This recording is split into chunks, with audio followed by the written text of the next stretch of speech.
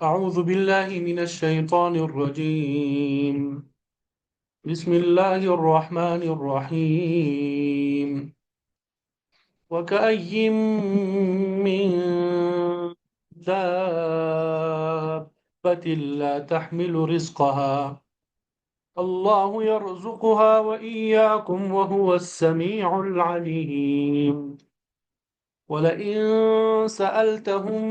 من خلق السماوات والأرض وسخر الشمس والقمر ليقولن الله فأنى يؤفكون. الله يبسط الرزق لمن يشاء من عباده ويقدر له إن الله بكل شيء عليم. ولئن سألتهم من نزل من السماء ماء فأحيا به الأرض من بعد موتها ليقولن الله قل الحمد لله بل أكثرهم لا يعقلون. صدق الله العظيم. الحمدللہ ابھی آپ کے سامنے سورہ عنکبوت آیت نمبر 60 سے 63 تک تلاوت کی سعادت حاصل کی۔ اب سب سے پہلے ان آیات کا ترجمہ اور پھر مفسرین نے جو تفسیر بیان کی ہوگی وہ انشاءاللہ آپ کے سامنے ذکر کریں گے۔ تو پہلی جو آیت ہے وَكَأَيٍّ، اور کتنے ہی من دابۃ، چلنے والوں میں سے، اور یعنی بہت سے زمین میں چلنے پھرنے والے جانور جو ہے، لا تحملو، وہ نہیں اٹھا سکتے، وہ نہیں اٹھاتے رزقہا، اپنے رزق کو، اللہ یرزقہا، اللہ تعالیٰ انہیں رزق دیتا ہے، وَإِيَّاكُمْ، اور تمہیں بھی، انہیں بھی اللہ تعالیٰ رزق دیتا ہے اور تمہیں بھی، وَهُوَ السَّمِيعُ الْعَلِيمُ، اور وہی خوب سننے والا اور خوب جاننے والا ہے، وہی خوب سننے والا اور خوب جاننے والا ہے۔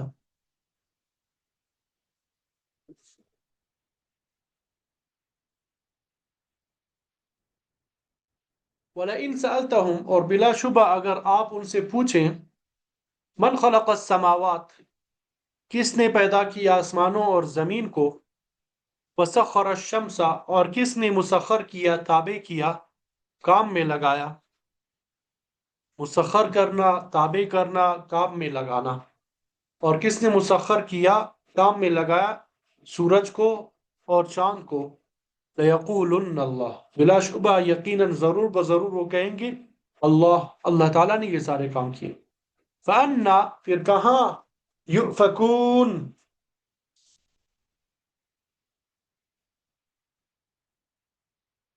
وہ سب بہکائے جاتے ہیں، پھر کدھر یہ لوگ پھیرے جاتے ہیں، بہکائے جاتے ہیں۔ اللہ یبسط الرزق، اللہ تعالیٰ کشادہ کرتا ہے، فراخ کرتا ہے رزق کو، لمن یشاء، جس کے لیے وہ چاہتا ہے، من عبادہ، اپنے بندوں میں سے، ویقدر لہ، اور وہی تنگ کرتا ہے اس کے لیے، ان اللہ بکل شیء علیم، بے شک اللہ تعالیٰ ہر چیز کو خوب جاننے والا ہے۔ وَلَئِن سَأَلْتَهُمْ، اور یقیناً اگر آپ ان سے پوچھیں، من نزل من السماء ماء، کس نے اتارا آسمان سے پانی کو،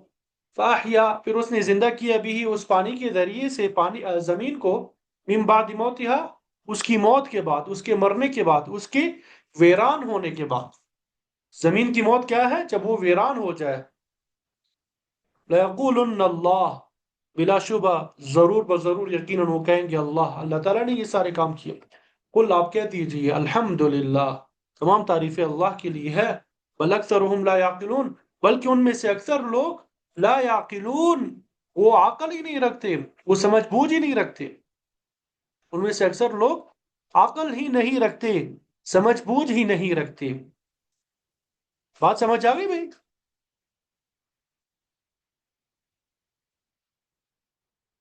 تو یہ ان آیات کا ترجمہ تھا جو آپ کے سامنے بیان کیا۔ امید کرتا ہوں کہ ترجمے کی سمجھ آ گئی ہوگی۔ اب مفسرین نے جو تفسیر بیان کی ہے وہ آپ کے سامنے ذکر کریں گے۔ تو اگر آپ کو یاد ہو کہ اس مبارک صورت میں زیادہ تر ایمان کے ساتھ ابتلا اور آزمائش کا ذکر ہے، اور پھر اس کے ضمن میں اللہ تعالیٰ نے انبیاء علیہ السلام کی مثالیں بھی بیان فرمائی کہ اس نے اپنے جلیل القدر بندوں کو کس طرح آزمائش میں ڈالا، پھر کفر اور شرک کا رد کیا، نبوت اور رسالت پر معترضین کے اعتراضات کے جوابات دیے، پھر ابتلا ہی کے ضمن میں ہجرت کا مقام بیان کیا، اور اہل ایمان کو حکم دیا کہ جب کفار اہل ایمان پہ زندگی تنگ کر دے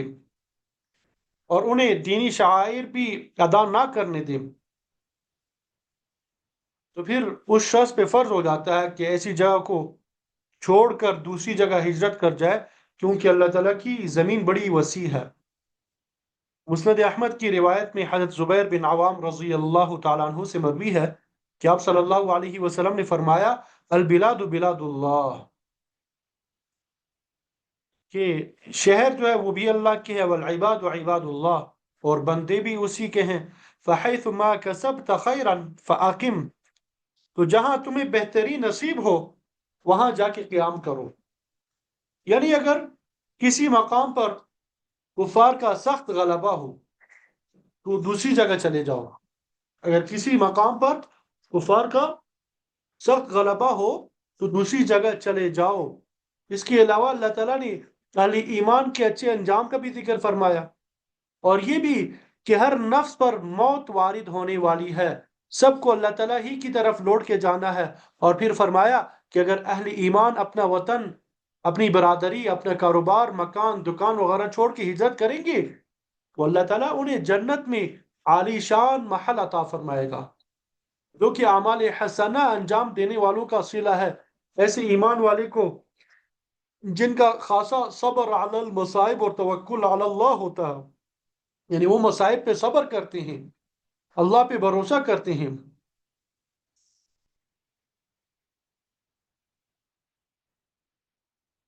ہجرت کے نتیجے کے طور پہ انسانی ذہن میں یہ بات پیدا ہو سکتی ہے کہ جب آدمی اپنا گھر بار، عزیز اور اقارب، کاروبار چھوڑ کے چلا جائے گا تو اس کی گزر اوقات کیسے ہوگی؟ تو اس سلسلے میں اللہ تعالیٰ نے اہل ایمان کو تسلی دیتے ہوئے روزی رسانی کا اصول بیان فرمایا، وَكَأَيٍّ مِّن دَابَّةٍ لَّا تَحْمِلُ رِزْقَهَا، کہ زمین میں چلنے پھرنے والے بہت سے جانور ہیں جو رزق کو اپنی پشتوں پہ نہیں اٹھاتے، اپنی پیٹ پہ نہیں اٹھاتے، پشتوں پہ نہیں اٹھاتے پھرتے، بلکہ اللہ یرزقها وإياكم، اللہ تعالیٰ ہی رزق پہنچا دیتا ہے، ان کو اللہ تعالیٰ ہی رزق پہنچا دیتا ہے، وإياكم، اور تمہیں بھی رزق، تو رزق پہنچانے کا اختیار اللہ تعالیٰ نے اپنے پاس رکھا ہے۔ لوگ سمجھتے ہیں کہ کاروبار، ملازمت، کھیتی باڑی یا محنت مزدوری وغیرہ سے روزی ملتی ہے، حالانکہ وسائل رزق جو ہے وہ تو اللہ تعالیٰ کے پاس ہے، وہ اسباب پیدا کرتا ہے تو انسان کی محنت بھی کارآمد ہوتی ہے، تو اگر اللہ تعالیٰ کی مشیت نہ ہو تو اپنی پوری جد و جہد کے باوجود انسان روزی کا بندوبست نہیں کر سکتا۔ سورۃ الذاریات میں ہے، وَفِي السَّمَاءِ رِزْقُكُمْ وَمَا تُوعَدُونَ، تمہاری روزی کا حکم آسمان سے نازل ہوتا ہے اور اسی کے مطابق تمہاری زیست کا سامان ہوتا ہے، اسی طرح موت کا پروانہ بھی اوپر ہی سے آتا ہے، گویا روزی اور موت انسان کے اپنے اختیار میں نہیں بلکہ اللہ رب العزت کے اختیار میں ہے۔ سورۃ الذاریات ہی میں مزید ارشاد ہے، ان اللہ هو الرزاق ذو القوۃ المتین، بے شک اللہ تعالیٰ ہی رازق ہے، مضبوط قوت کا مالک ہے۔ جو لوگ رزق کو اپنے اختیار میں سمجھتے ہیں یا اس پر حرص کرتے ہیں ان کا نظریہ غلط ہے،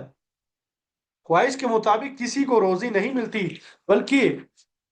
یہ اللہ تعالیٰ کا انتظام ہے کہ وہ مصلحت کے مطابق جس کو جتنی روزی چاہتا عطا فرماتا ہے۔ ابن ابی حاتم رحمۃ اللہ علیہ کے حوالے سے امام ابن کثیر رحمۃ اللہ علیہ،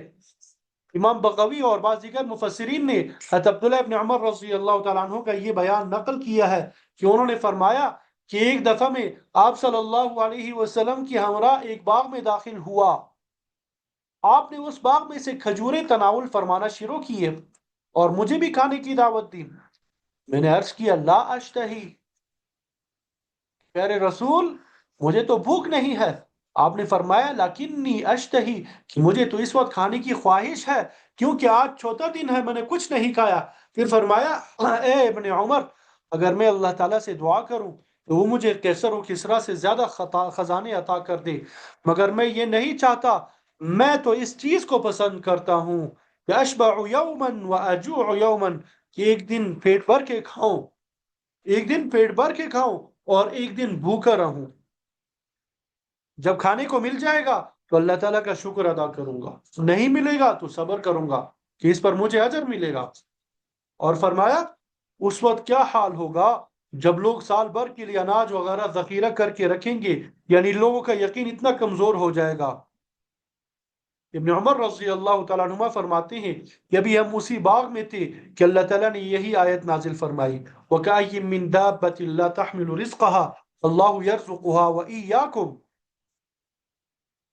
اسی وجہ سے، اسی بنا پر عام حالات میں اناج وغیرہ کی ذخیرہ اندوزی کو پسند نہیں کیا گیا۔ البتہ اگر اناج کے ضائع ہو جانے کا خطرہ ہو تو ذخیرہ کیا جا سکتا ہے، جیسا کہ یوسف علیہ السلام نے اپنے زمانے میں ایسا کیا تھا۔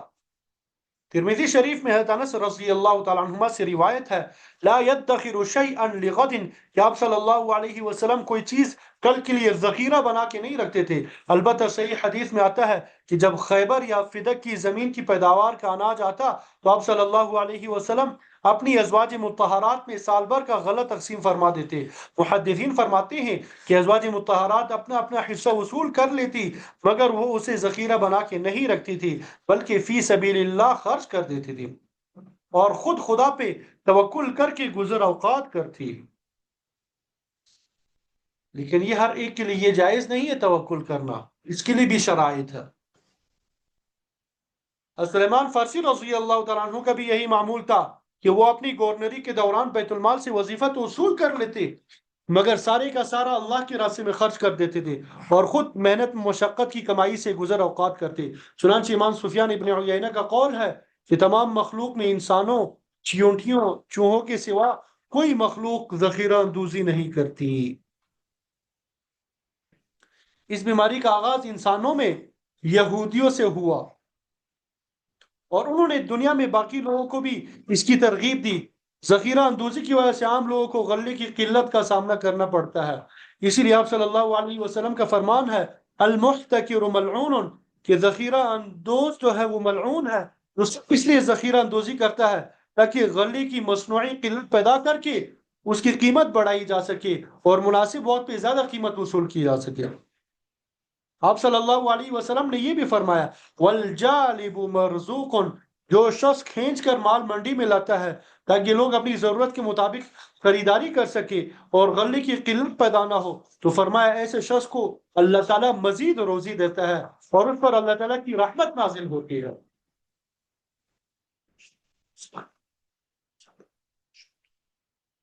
عمر رضی اللہ تعالیٰ عنہ کی روایت ترمذی اور ابن ماجہ شریف میں موجود ہے کہ آپ صلی اللہ علیہ وسلم نے فرمایا لوگو لو انکم تتوکلون علی اللہ حق توکلہ لرزقکم کما یرزق الطیر یغدو خماسا وتروح بطانا، کہ اگر تم اللہ پہ اس طرح توکل کرتے جس طرح توکل کا حق ہے تو اللہ تعالیٰ تمہیں بھی اسی طرح روزی پہنچاتا ہے اس طرح پرندوں کو پہنچاتا ہے۔ وہ صبح کو خالی پیٹ گھونسلوں سے نکلتے ہیں، شام کو پیٹ بھر کے واپس آتے ہیں، آخر وہ بھی تو اللہ کے بھروسے پہ زندگی گزارتے ہیں، وہ کون سا ذخیرہ کر کے رکھتے ہیں۔ عبداللہ ابن مسعود رضی اللہ تعالیٰ عنہ کی روایت میں آپ صلی اللہ علیہ وسلم کی یہ الفاظ بھی آتے ہیں ما من شيء يقربكم من الجنة ويباعدكم من النار الا امرتكم به، لوگوں میں نے ہر وہ چیز جو تمہیں جنت سے قریب اور دوزخ سے دور کرتی ہے وہ تمہیں بتلا دیتی ہے، اور ہر وہ چیز جو تمہیں جنت سے دور اور دوزخ کے قریب کرتی ہے اس سے تمہیں منع کر دیا ہے۔ پھر فرمایا الا ان روح القدس نفث في روعي ان النفس لن تموت حتى تستكمل رزقها، کہ سنو جبرائیل علیہ السلام نے میرے دل میں، میرے جی میں یہ بات ڈال دی ہے کہ کوئی جاندار اس وقت تک موت سے ہمکنار نہیں ہوتا جب تک وہ اپنے حصے کا رزق مکمل طور پہ حاصل نہیں کر لیتا۔ آپ صلی اللہ علیہ وسلم کا فرمان ہے، جب کسی انسان کی تخلیق ہوتی ہے تو فرشتے اپنے رجسٹروں میں درج کر لیتے ہیں کہ ما رزقہ، ما اجلہ، ما عملہ، شقی ام سعید، یہ شخص کو روزی کتنی ملے گی، اس کی عمر کتنی ہوگی، عملی طور پہ یہ بدبخت ہوگا یا خوشبخت ہوگا۔ اس لیے آپ صلی اللہ علیہ وسلم نے مزید فرمایا، الا فاتقوا اللہ واجملوا فی الطلب، سنو، اللہ سے ڈرو اور روزی اچھے راستے سے تلاش کرو۔ اگر کسی وقت روزی کے حصول میں تاخیر ہو جائے تو گناہوں کے ذریعے اسے تلاش نہ کرنے لگو، کیونکہ لا یدرک ما عند اللہ الا بطاعتہ، اللہ کے پاس جو چیز ہے وہ اس کی اطاعت سے ہی حاصل کی جا سکتی ہے، معصیت کے ساتھ وہ چیز حاصل نہیں کی جا سکتی، گناہ کے ذریعے سے وہ حاصل نہیں کی جا سکتی۔ تو بہرحال ہر انسان بلکہ ہر جاندار کی روزی تو اللہ تعالیٰ کے ہاں مقرر ہے، لہذا اسے اس کی تلاش میں ناجائز ذرائع اختیار نہیں کرنا چاہیے۔ تو اس آیت کریمہ میں خاندانی منصوبہ بندی کے نظریے کو بھی باطل قرار دیا۔ اس کا مقصد یہ ہے کہ انسانی آبادی کو بڑھنے سے روکا جائے، ایسی دوائیں استعمال کی جائے یا نسبندی کا کوئی طریقہ اختیار کیا جائے جو کہ معنی حمل ہو۔ تو آج کل یہ ساری منصوبہ بندی اقوام متحدہ کی زیر نگرانی ہو رہی ہے۔ وجہ یہ ہے کہ دنیا میں خوراک کی قلت ہے، اگر آبادی بڑھے گی تو بھوک سے مر جائیں گے۔ تو یہ نظریہ دنیا میں ایک انگریز مالتھوس نے قائم کیا ہے کہ خاندانی منصوبہ بندی کے ذریعے آبادی پہ کنٹرول کیا جائے اور اس طرح خوراک کا مسئلہ حل کیا جائے۔ نزول قرآن کے زمانے میں عرب کے لوگ بھی قتل اولاد کے مرتکب ہوتے تھے۔ ان کے پیش نظر دو وجوہات تھی، ایک وجہ تو یہ تھی کہ بچیوں کو صرف اس لیے قتل کر دیتے تھے کہ وہ اسے عار سمجھتے تھے کہ کوئی ان کا داماد بنے، اور دوسری وجہ یہی معاشی تھی کہ بچے زیادہ ہوں گے تو ان کی روزی کہاں سے آئے گی۔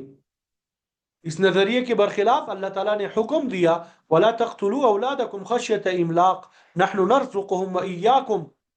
بنی اسرائیل آیت نمبر 31، کہ اپنی اولاد کو فقر کے ڈر سے قتل مت کرو، کیونکہ ان کو روزی ہم دیتے ہیں اور تمہیں بھی روزی پہنچانا یہ ہماری ذمہ ہے، تم کیوں فکر کرتے ہو۔ تو یہاں فرمایا کہ کتنے جاندار ہیں جو اپنی روزی اپنی پشتوں پہ نہیں لادے پھرتے ہیں، بلکہ انہیں اور تم سب کو ہم ہی روزی پہنچاتے ہیں۔ اصل بات یہ ہے کہ جانداروں کے لیے روزی کی کمی نہیں، بلکہ جن کے ہاتھ میں یہ قدرت ہے، حکومت ہے، وہ جو ہے اس کی تقسیم غلط طریقے سے کر رہے ہیں۔ اگر خوراک کی تقسیم کا نظام درست ہو جائے تو کوئی آدمی بھوکا نہ رہے، لیکن یہاں تو حالت یہ ہے کہ صاحب ثروت لوگ دن میں 6 مرتبہ کھاتے ہیں، جبکہ دوسروں کو ایک وقت کا کھانا بھی بمشکل میسر نہیں۔ اگر یہی لوگ صرف 2 وقت کھائیں اور باقی 4 وقت کا کھانا دوسرے لوگوں کے لیے چھوڑ دے تو لوگوں میں فاقہ کشی کی نوبت نہ آئے۔ شاہ ولی اللہ محدث دہلوی رحمۃ اللہ علیہ فرماتے ہیں کہ اللہ تعالیٰ کی عمومی حکمت کا تقاضا ہے کہ نسل انسانی کو زیادہ سے زیادہ پھیلا دیا جائے، جیسے فرمایا هو الذی ذرأکم فی الارض وإلیہ تحشرون، اللہ تعالیٰ کی ذات وہی ہے جو تمہیں زمین میں پھیلاتا ہے اور پھر تم سب اس کی طرف اکٹھے کیے جاؤ گے۔ اس کے برخلاف جب اس زمانے کے بڑے بڑے منصوبہ ساز آبادی کو کنٹرول کرنا چاہتے ہیں تو اس سے مزید مسائل پیدا ہوتے ہیں۔ کیا ترقی یافتہ ممالک میں فاقہ کشی نہیں ہوتی؟ کیا وہاں کوئی بیماری نہیں ہے؟ کیا یہ مسائل صرف غریب ممالک میں نہیں ہے کہ ان میں خاندانی منصوبہ بندی کو رائج کیا جائے، بلکہ یہ مسائل تو ترقی یافتہ ممالک میں بھی پائے جاتے ہیں، لیکن وہاں پہ ایسی کوئی پلاننگ نہیں کی جاتی۔ تو مطلب یہ کہ تقسیم رزق کو اللہ تعالیٰ نے اپنے ہاتھ میں لے رکھا ہے اور وہ اسے خاص حکمت کے تحت تقسیم کرتا ہے۔ اگر اللہ تعالیٰ ہی کسی کو بھوک سے مارنا چاہے تو پھر دنیا میں کون ہے جو ایک دانہ بھی پہنچا سکے؟ روزی کی کمی اور پیشی، کم و بیش روزی کو تقسیم کرنا، اور اس کی اللہ تعالیٰ نے یہ حکمت بیان فرمائی ہے وَلَوْ بَسَطَ اللَّهُ الرِّزْقَ لِعِبَادِهِ لَبَغَوْا فِي الْأَرْضِ وَلَكِنْ يُنَزِّلُ بِقَدَرٍ مَا يَشَاءُ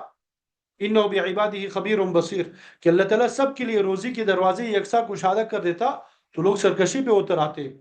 وہ تو ہر ایک کو کی روزی اپنے اندازے کے مطابق نازل کرتا ہے، کیونکہ وہ اپنے بندوں کے حالات سے اچھی طرح باخبر ہے، ان کو دیکھ رہا ہے، ان کی مصلحت کے مطابق ان کو روزی پہنچاتا ہے۔ اللہ تعالیٰ نے فرمایا کہ اس کی مصلحت کے مطابق جہاں روزی کی ضرورت ہوتی ہے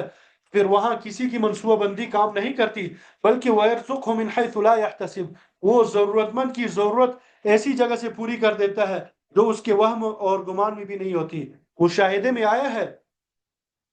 کہ کوئی پرندہ اپنے منہ میں دانہ اٹھائے اپنے گھونسلے کی طرف جا رہا تھا کہ اللہ تعالیٰ نے اس کے منہ سے دانہ گرا کے گندی نالی میں موجود ایک معذور کپڑے کے منہ میں